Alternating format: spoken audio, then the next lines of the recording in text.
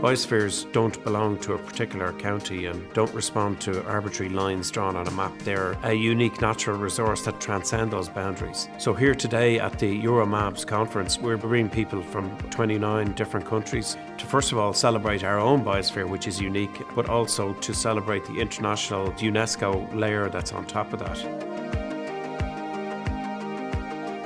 Having the EuroMAB conference in Dublin Bay, it's quite special because we have had a lot of input into the workshops and the field trips, and we try to bring in all types of elements into the conference.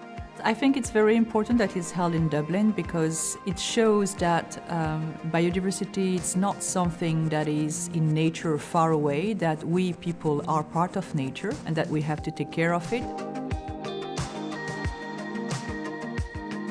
Dublin Port Company is one of the partners of the Dublin Bay Biosphere Partnership. Dublin Port is smack bang in the middle of the biosphere, and we're very cognizant of where we are and how important the environment is, not only to Dublin Bay but beyond. Ladies and gentlemen, delegates, you're very welcome to EuroMAB 2019 Dublin. It's great to have everybody here, and it's great to see so many familiar faces.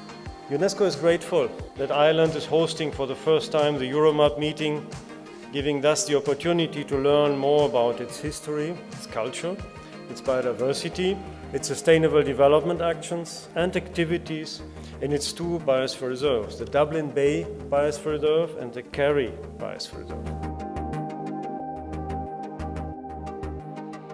We are here to be a part of this family, to meet people, to learn from each other, exchange experiences and learn different angles of how to manage and how to engage people in the biosphere reserves.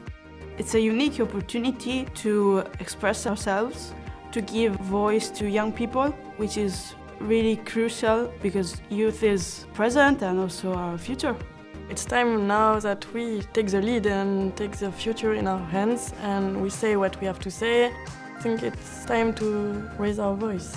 It is very interesting to be over here to see that we're no different. We are, iconically different within the United States, but we're no different as people negotiating, having discussions. The general good of preservation and utilization consciously is coming together on a global scale.